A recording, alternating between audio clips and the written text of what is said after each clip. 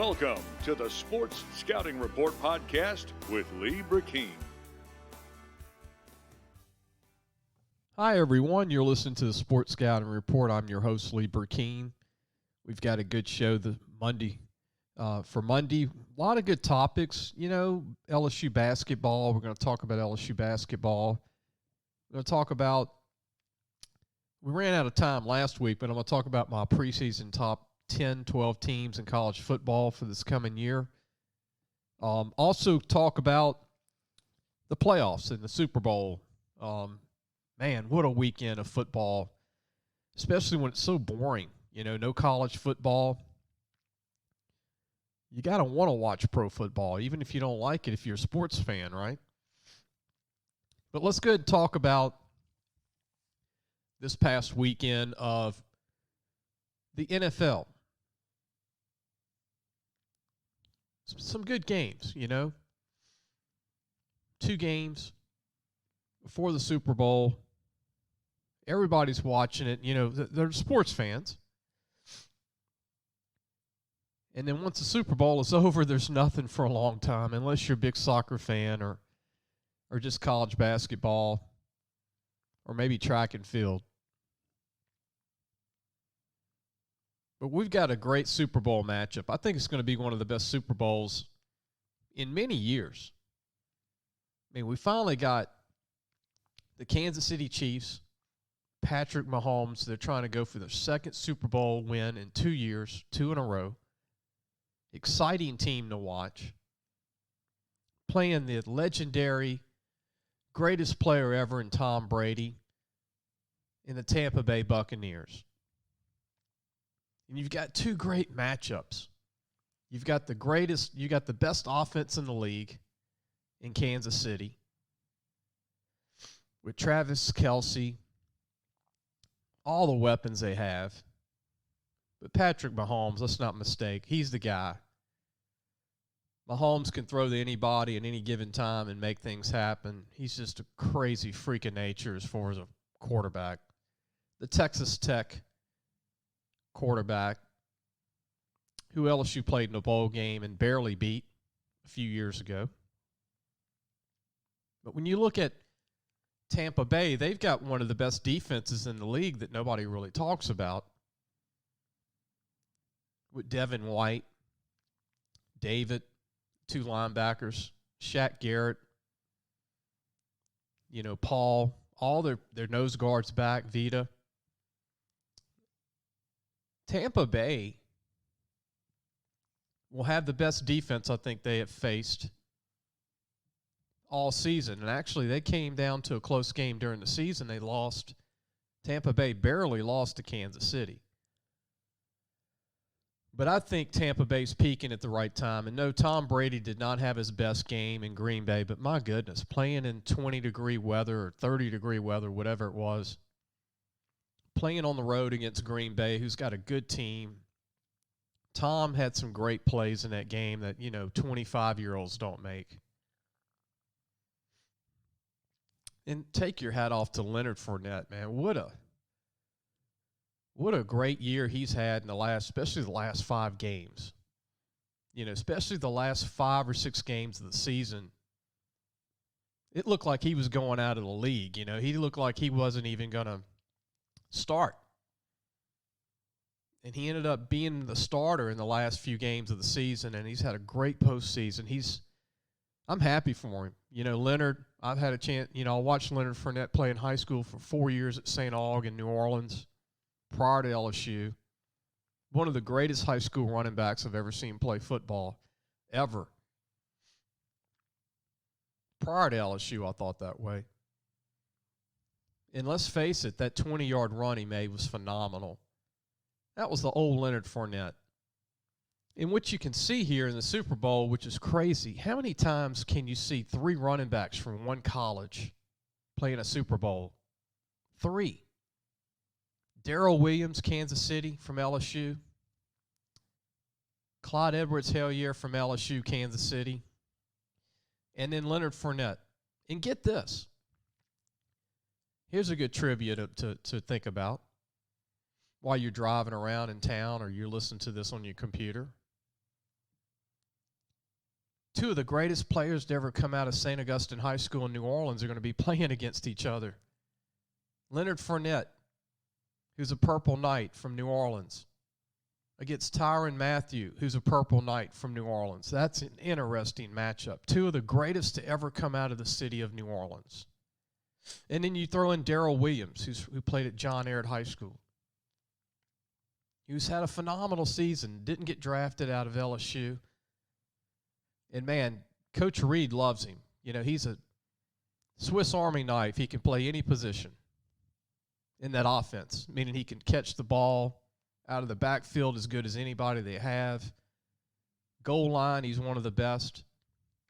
And I think they took Clyde out early on because Clyde was trying to come back after being out for about 6 games. It's tough to come back after 6 weeks. But I think they wanted him to get some carries. So when the Super Bowl comes around, he'll be back to his old form. But it's amazing to have 3 running backs from one college in a Super Bowl. And they're not just on the team. They're going to be a part of the game plan. And it's amazing what Travis Kelce's been able to do as a tight end for Kansas City. I mean, catching 13 passes yesterday against the Buffalo Bills. I mean, I thought Kellen Winslow was the greatest ever tight end in pro football, or Tony Gonzalez, or Jason Witten, or Jackie Smith. Yeah, there's been some great tight ends in the league, and I'm just throwing out a few of them, but I've never seen a more athletic tight end than Kelce. And I think that's the key for Tampa Bay winning the Super Bowl, is to be able to stop Kelce. I mean, when it's 3rd and 3, Kelce's money. 3rd and 5, I mean, Mahomes I don't know a linebacker, and this is going to come down to Devin White. Devin White's going to have and Lorante David, they're going to have the luxury of having to guard Travis Kelce. Let's going to take a break. When we come back, let's talk more about the Super Bowl, and we'll talk about LSU basketball. And then before we leave today, I want to talk about some of my preseason top 12 teams in college football for this coming year. We'll be right back. Listen, whatever you're driving right now, Tommy Harvey wants it. Bring it in to Harvey Subaru, Lexus of Shreveport, Bossier City, or John Harvey Toyota. They're paying big bucks for all trades right now. They'll cut you a check right there. Tell them Lee sent you. Welcome back. You're listening to the Sports Scouting Report. I'm your host, Lee Brecheen. Hope everybody's having a great Monday. Topics today are the NFL Super Bowl, LSU basketball, and then I'm going to have a little fun, have our preseason top 10, 12, 15 teams for this coming season in football. It's never too early. But to get back, Kansas City was my original pick to go to the Super Bowl. I didn't get the other one right. I picked the Saints to go, or the Steelers. Actually got them both wrong. But Kansas City is the favorite to win, obviously. But look, Tom Brady, what he's doing at 43 years of age is incredible. I mean, he can still throw the ball 50 yards downfield. He can still move around the pocket when he needs to and get the ball off to second, third receivers. Tampa Bay is the most dangerous team right now because their offense, even though it's not thought of like Kansas City's, they've got tons of weapons. I mean, he's got 3 really good tight ends. Antonio Brown will be back for the Super Bowl. He didn't even play the other day. I mean, you've got a lot of receivers on that offense. You've got 5 receivers. You know, Tyler Johnson, the rookie from Minnesota, is a great receiver that's coming on. He's really the 5th guy. And I think the offensive line for Tampa Bay is pretty good. You might see a high-scoring Super Bowl. You might see one of those 42-35s or 42-45s or 51-48. I don't think that Kansas City can stop Tampa Bay, and I don't know if Tampa Bay can stop Kansas City. It's probably who's going to have the ball last. And right now, who are the top two quarterbacks in the NFL? You would have to say Mahomes and Brady. Now, obviously, Aaron Rodgers might be player of the year, but, he didn't finish. I kind of feel for Aaron Rodgers for Green Bay. I also feel for the Buffalo Bills by not being able to close. I was really pulling for Buffalo to get to the Super Bowl, really was. But Buffalo they got exploited on lack of speed with Kansas City. Kansas City's just a more athletic team. It just showed. I mean, Buffalo had a great year. And what do you do if you're Buffalo to get beyond this? You can't do anything as long as Mahomes is still, he's only 26 years old. Kelsey's really not that old. He's in his early, I think he's 29 or 30. Kansas City's getting better on defense. How about our defensive back from Minden, Louisiana? From Louisiana Tech, Lenarius Sneed, man, he had a great game yesterday. Had a big sack that was lost of about 25 yards. And a lot of great plays in coverage. But I really think it's going to be hard for the New Orleans Saints to ever get to a Super Bowl in the next 2 or 3 years. There's just so much talent coming up in the league. So many good quarterbacks. I think Tony Romo said it right the other day. He said, look at all the young quarterbacks coming up in this league. When you've got great quarterbacks, you're going to have great teams. You build your NFL team around a great quarterback. That's how you get to a Super Bowl. Let's face it, Tom Brady has a chance to win 7 Super Bowls. This is his 10th appearance, 10 Super Bowls. That's crazy. And then Mahomes has a chance to win 2 Super Bowls, and he's only 26 years old. 2. Let's go ahead and take a break. When we come back, I'm going to talk LSU basketball, and then later in the show, we're going to have some preseason college football picks from me for this coming football season. It's never too early to talk about it. We'll be right back. Looking for a used car? Harvey Autos has 3 dealerships, which means 3 times the used vehicles. They've got everything from fuel-efficient compacts to luxury models, even hybrids, and certified pre-owned with a warranty. Check out John Harvey Toyota, Harvey Subaru, or Lexus of Shreveport, Bossier City. Welcome back. You listen to the Sports Scouting Report. I'm your host, Lee Brecheen. We're going to continue on with our topic. This segment, let's talk about LSU basketball. Let's recap that Kentucky game in Rupp Arena. With no fans, basically, hardly. It's probably, in my 40 years of watching college basketball, it's probably one of the worst Kentucky teams I've seen. Now, talent-wise, they're still talented. They still got 4 or 5 Parade All-American, McDonald's All-Americans. But this is just not a very good Kentucky team. And they put up 82 points against LSU. Here's my thoughts. LSU is who they are. They don't have an intimidator down low. They don't even have an Emmett Williams. And I remember everybody saying last year, man, Emmett Williams, if LSU had somebody to help Emmett Williams out, well, heck, this year you don't even have an Emmett Williams to rebound. Emmett was pretty good for a guy 6'6". He was really good. So you have no offense or defensive rebounding. So if you miss shots, you don't get second attempts because you don't have Emmett. You don't have a Naj Reid. You don't have a Williams. You don't have anybody intimidating as a shot blocker or as a rebounder. You don't have it. So you live and die by the 3-point shot. You live and die by shooting a 3. And LSU couldn't shoot the 3 against Kentucky, and they weren't able to match Alabama. And that's what happens. And then look, Alabama's one of the top 5 teams in college basketball as of this week. Now, they might end up being out of the top 10 in the next 2 weeks. You never know. But Kentucky's not a top 25 program. LSU looked a little tired. They looked a little mentally exhausted. They looked like they were coming off a demoralizing defeat to Alabama, and it carried on into this game. You could tell they were not playing with the energy that you would probably expect.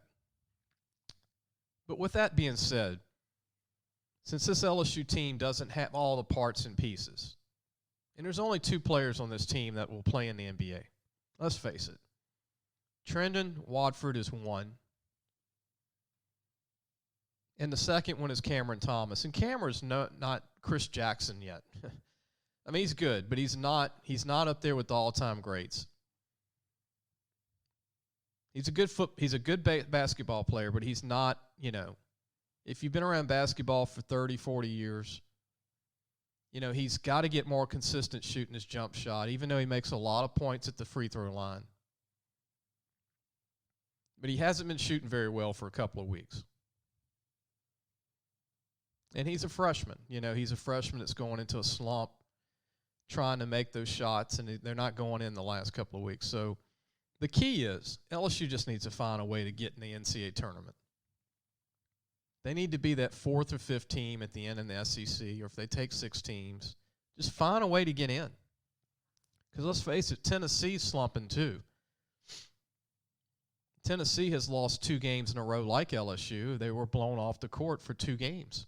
That's right. Tennessee was the media darling of the SEC. And I thought Tennessee was overrated, before they played Florida, which they lost to. And then they lost to a good Missouri. And then Missouri had slumped for a while, and now they're on a roll. There's so much parity in the SEC. There's usually a lot of parity. This year it's parity the whole conference. There's not a dominant team in the SEC this year. Florida, I think, is the most well-coached right now. They've had a lot of injuries, and they're still winning games. And they're going to be scary once they get everybody back. I think Florida has the most potential in the NCAA tournament because all 5 players can shoot, they can rebound, they can do everything. Kentucky, they could come together as a team and probably win an NCAA tournament game if they get in. Arkansas is kind of like LSU. They're limited on what they can do, but they've got good players. Got a couple of really good players and a true freshman that can really play.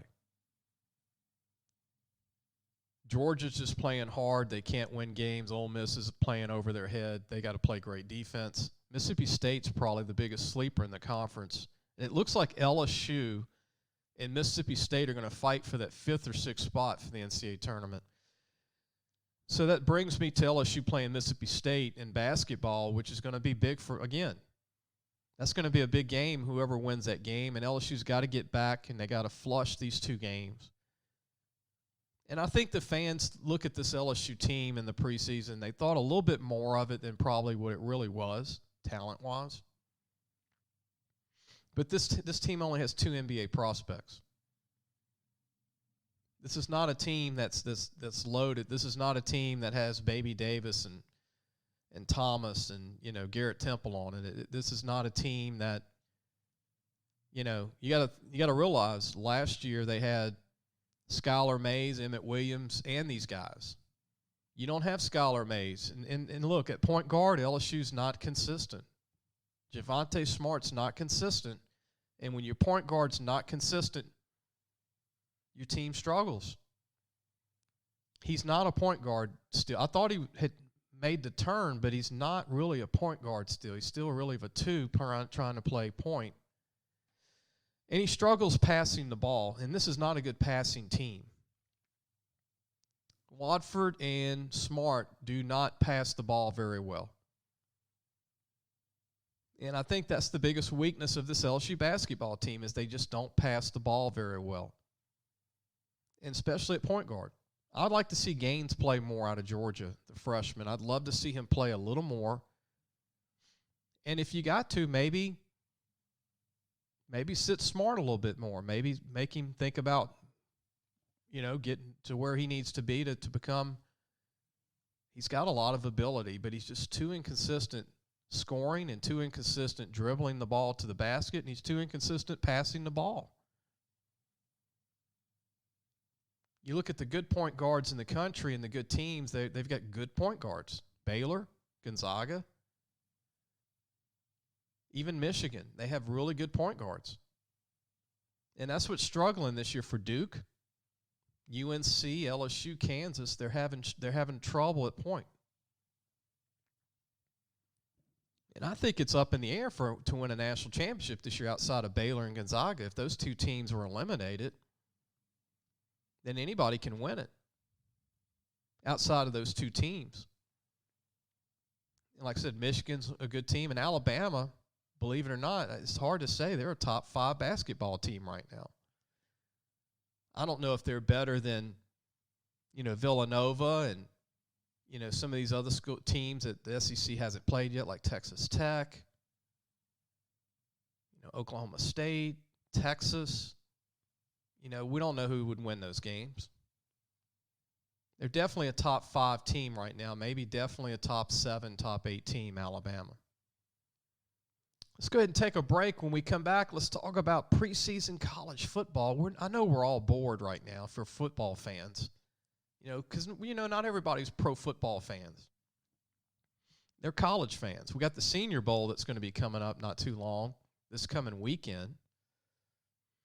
And then we got the Super Bowl the week after in Tampa Bay. But let's talk about our preseason college football teams. I'm going to give you mine and why when we come back. So, hey guys, just wanted to take a minute to tell you about Harvey Autos. If you need a new or used car, there's 3 great dealerships right here worth checking out. John Harvey Toyota, Harvey Subaru, and Lexus of Shreveport, Bossier City. Low prices, honest people. Tell them Lee sent you. Welcome back. You listen to Sports Scouting Report. I'm your host, Lee Brecheen, and we're going to continue on our show. Again, I hope everybody's having a great Monday wherever you're at, driving or listening to on your computer, whatever app you're listening to, wherever you get your podcast. Go to our website, lafootballmagazine.com. You can catch stories. We had a story recently on Coach Rodney Guillen from Calvary Baptist High School in Shreveport. They won the state championship this year in 1A on the private side, defeating a very good Ouachita Christian High School this year. And it was played in Natchitoches this year, not in the Superdome. And sometimes I keep having to remind myself it was played in Turpin Stadium, home of Northwestern State University. Ended up being a great weekend of football for high school football. But let's go ahead and talk about college football. College football for 2021 to 2022. Okay, Alabama won the national championship again in 2020. Who's going to win it in 2021, 2022? Well, going into this coming season, if there's not a lot of off-season problems, if no one loses their coach, because coaches could still hop to the NFL, you might see some more jobs open up. You never know. Green Bay, we might see what, I think LaFleur will be back, but, some of these teams that lost late in the playoffs could still make changes. But going into 2021 football, I like Oklahoma. Oklahoma returns their quarterback, Rattler, who's one of the top young quarterbacks in the country. He's experienced. They've got 9 of their 11 starters back on defense. They picked up an offensive tackle from Tennessee, Juana Morris, who's going to be an All-American. He's in that transfer portal. He's taking advantage of that transfer and play right away rule for the one season this year. Oklahoma also has recruited really well the last 2 years, and they've got an outstanding quartet of young running backs coming back and a lot of good receivers coming back. They're going to be very explosive on offense. They're going to be very good. They're going to be better next year, I believe. Even though they lost their All-American center and they lost their running back who was a transfer, one-year transfer. Besides that, they have everybody back, and they lose an All-American defensive end, but they're, again, very deep. So Oklahoma's my team going into next year because their schedule's not what it is in the SEC. You just have to beat Texas in the Big 12. Just beat Texas. That's all you have to do. My number 2 team is Alabama. Yeah, I know they lost half the team and this and that, and blah, blah, blah, but they had 2 of the best recruiting classes in the country the last 2 years. They have 5 receivers coming back, 3 that didn't even play that were all Americans. They've got a heck of an offensive line back, even though they lost Alex Leatherwood and their center Dickerson. They have 3 All-Americans coming back, and they're stockpiling them on the O-line. They have their tight end back, Billingsley, who's going to be a pro prospect. They have 3 running backs coming back that are going to be all-world, even though they lost Najee Harris. They still have 5 All-American running backs coming back. They have the player of the year in football in high school from a year ago from California coming back at quarterback. And look for Nick to sign an All-American transfer portal quarterback. He's done it before. He'll do it again. If they get the right quarterback in the transfer portal, which they will, he'll convince somebody to go to Alabama, and they'll be in the playoffs again. Their defense has got 7 starters back, which is really bad for everybody else because they're going to be 3 deep again on defense. Even though they lose Dylan Moses, even though they lose Patrick Surtain, and Christian Balmore, their D tackle from Pennsylvania. They're going to be 3 deep on D-line, 3 deep at linebacker, and 3 deep again at DB. And by the way, they return their punter and kicker. So Alabama's going to be Alabama again. My number 3 team is Ohio State. I know they lose Justin Fields to the NFL draft, but they signed 3 All-American quarterbacks the last 2 recruiting classes, and I'm sure one of those 3 will pan out, and they're not going to be true freshmen. They're going to go with a kid probably from Arizona who's 6'4", 220 that redshirted this year, and then they signed a kid this past year from Pennsylvania who's an All-American quarterback. They're going to be 5 deep at receiver. Their offensive line returns everybody but 1, except 2 starters. They return 3 starters on the O-line. They're deep there. They lose Sermon at running back, who came from Oklahoma, Trey Sermon, but they are 3 deep at running back. Their D-line's rebuilt. They're 3 deep. They're very deep on defense, even though they lose an All-American corner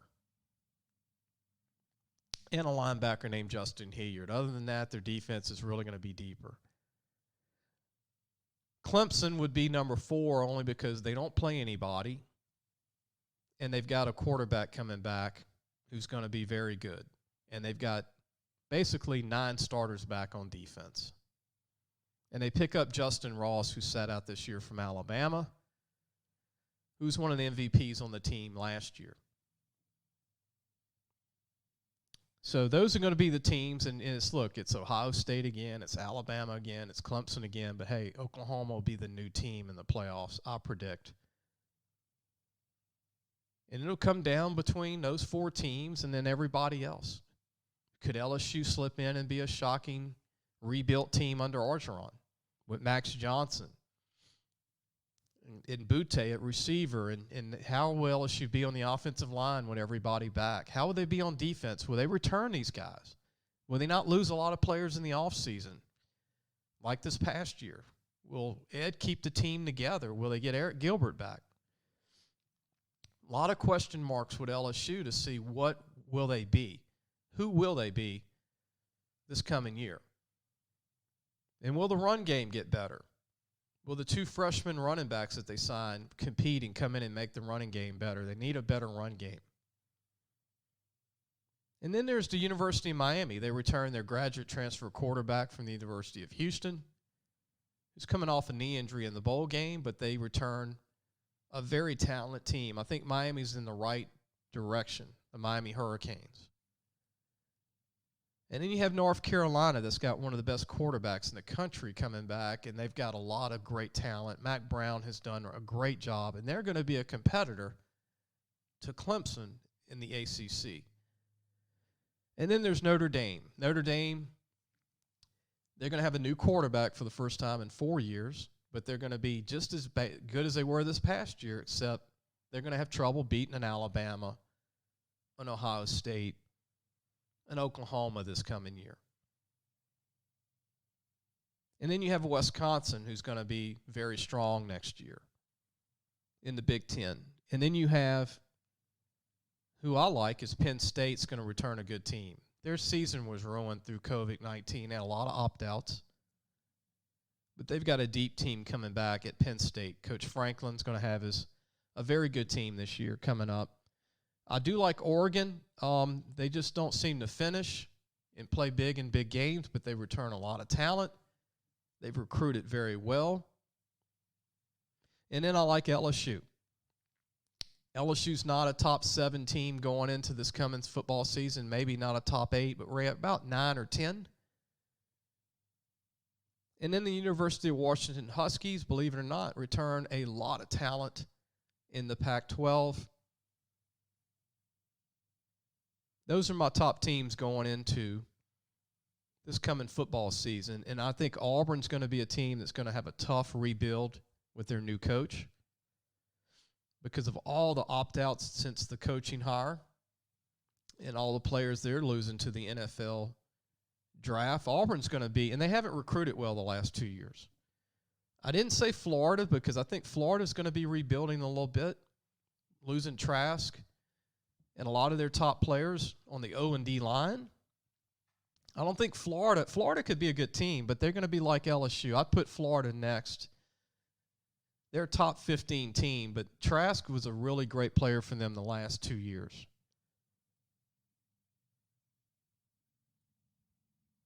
And Mississippi State could be a very, very good team because they played their real young quarterback who looked good this year, and they played some really good young receivers. And they played their whole freshman class that got experience. So Mississippi State could be a team that really could shock a lot of people in 221. They actually played, again, the whole freshman class, and they made their bowl game and did a good job.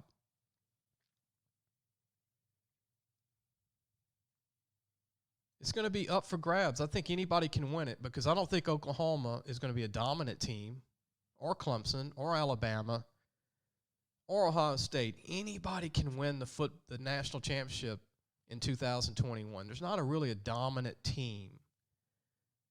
Because the teams I mentioned in my top 4 or 5, they're just teams that return the most talent and have the best quarterbacks coming back.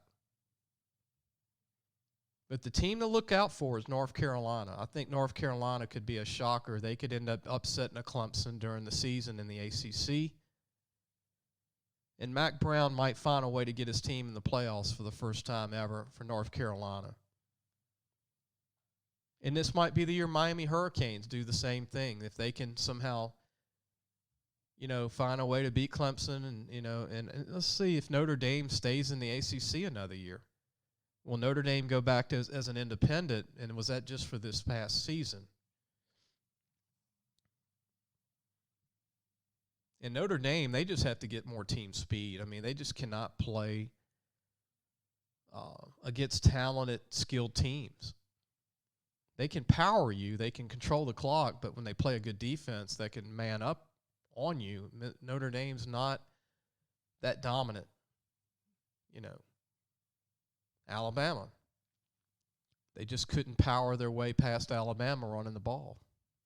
When Bama shut Notre Dame's run game down, they just couldn't become that passing team. That's not what they rely on. So it's going to be fun with college football. It's going to be interesting, though. How will college football adapt this coming spring? I mean, spring will be here pretty soon. And then we got 1AA football starting up pretty soon for a 6-game schedule in the Southland Conference. I think the SWAC is going to play as well.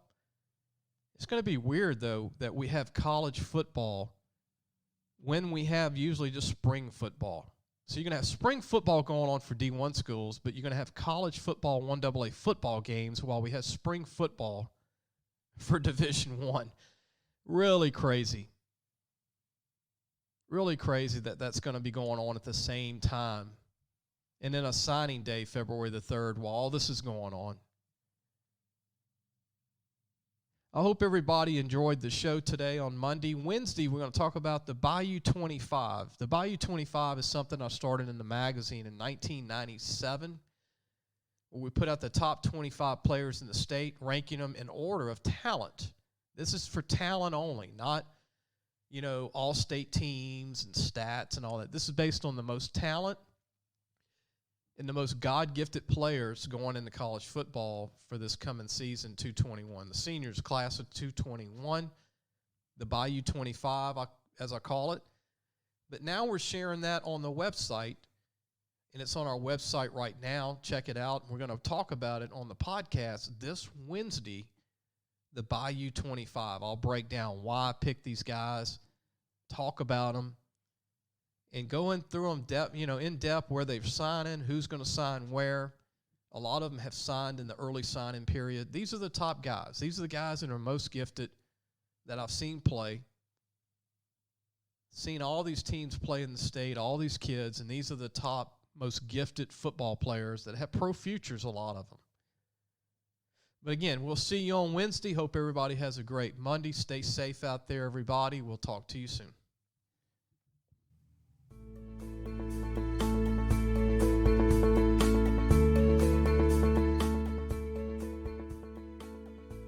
Thanks for listening to the Sports Scouting Report podcast with Lee Brecheen.